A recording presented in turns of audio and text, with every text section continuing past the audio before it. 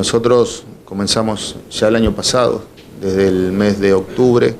a hacer todo un trabajo de recopilación de datos de distintas situaciones de los adultos mayores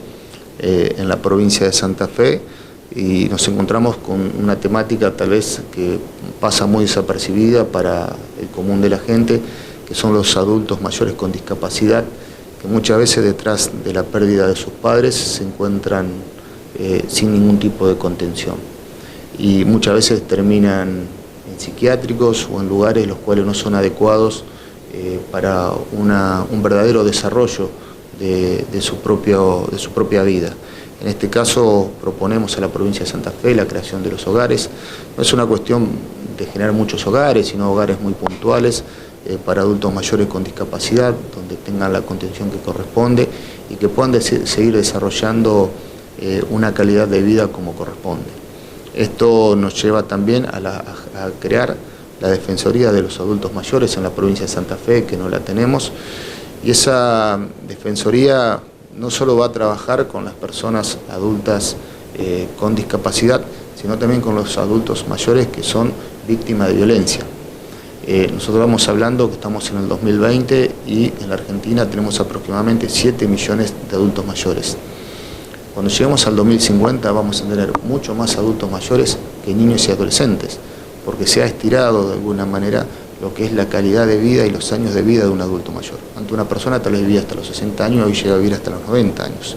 Entonces tenemos que de alguna manera entrar en esa mirada a futuro de la contención. Dentro de esa mirada también hemos encontrado muchísimos casos de violencia hacia nuestros adultos mayores. Generalmente violencia interfamiliar. El abuelo o la abuela que vive con sus hijos y recibe violencia por parte de sus hijos o por parte de la familia, no solo violencia física, sino violencia psicológica, de muchas veces vivir de la pensión que tiene ese adulto mayor, que se prohíbe de alguna manera el poder salir, el poder comer como corresponde o tener una dieta como corresponde, se prohíbe tomar los medicamentos y como si fuese poco queda recluido dentro de su casa en el espacio más chico que pueda llegar a tener, porque le van ocupando todos los espacios, y eso bueno, lo estamos viendo y lo estamos viendo bastante seguido, pero lo estamos viendo porque la sociedad ha cambiado y muchas personas han cambiado en su forma de ser y en su forma de pensar y actúan de una manera que no es la que corresponde. Esta Defensoría le permitiría a cada abuelo o a cada vecino que vea que está pasando algo así con algún abuelo, poder llegarse hasta la Defensoría para tratar la situación de ese abuelo, para que mejore automáticamente su calidad de vida, pero sobre todas las cosas también hacerle entender a ese ser querido o quien fuera la cuestión de violencia, que es lo que más hoy atraviesa a un sector bastante importante de los adultos mayores. Y también esta Defensoría le permitiría a muchos adultos mayores que no tienen un ingreso como corresponde, poder llegar a tener un medicamento, poder llegar a tener un plato de comida, poder llegar a tener la posibilidad de tener una atención médica como corresponde, que en una provincia como esta, donde tenemos un sistema de salud pública, lo podríamos lograr tranquilamente, pero para eso bueno, debemos llevar adelante una red de contención que nos permita y que les permita también informar a los adultos mayores, que se comienza desde los centros de jubilados, se comienza desde distintos estamentos donde se concentran los núcleos mayores de adultos mayores, poder también disiparlo para poder llegar a mayor cantidad de gente. Son proyectos importantes que consideramos que son necesarios, estamos viviendo en el 2020 y no podemos de alguna manera permitir lo que es muchas veces el abuso, lo que es muchas veces la violencia o lo que es muchas veces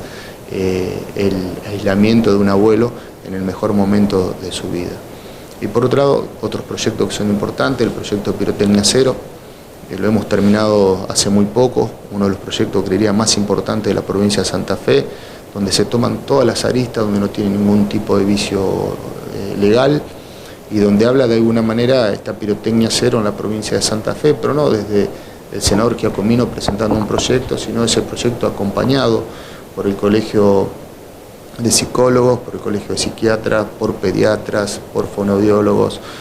por asistentes sociales, por veterinarios, donde cada uno, neurólogos, donde cada uno en el proyecto participa comentando el porqué de la Pirotecnia Cero y cómo afecta la Pirotecnia Cero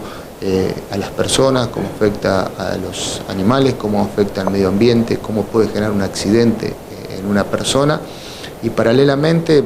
proponemos el tema de lo que es la pirotecnia fría, algo que se está utilizando muchísimo en distintos lugares del mundo, que es una pirotecnia no sonora, que es una pirotecnia más luminosa y que realmente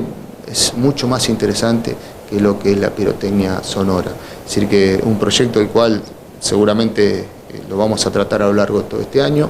y junto con ese proyecto la ley de folclore para que se comience a dar folclore en las escuelas primarias y secundarias de la provincia de Santa Fe a través de lo que es el área de música, como materia de música dentro de las escuelas. Un proyecto interesante, el cual a fin de año fue vetado por el gobernador. Nosotros tomamos ese proyecto, lo comparamos con el proyecto de la provincia de Entre Ríos, lo comparamos con el proyecto de la provincia de Buenos Aires, le hicimos algunas modificaciones. Sumamos también al trabajo a uno de los senadores, Marco Castelló, del departamento Santa Fe. Marco es una persona que viene hace muchísimos años en la música, él está a cargo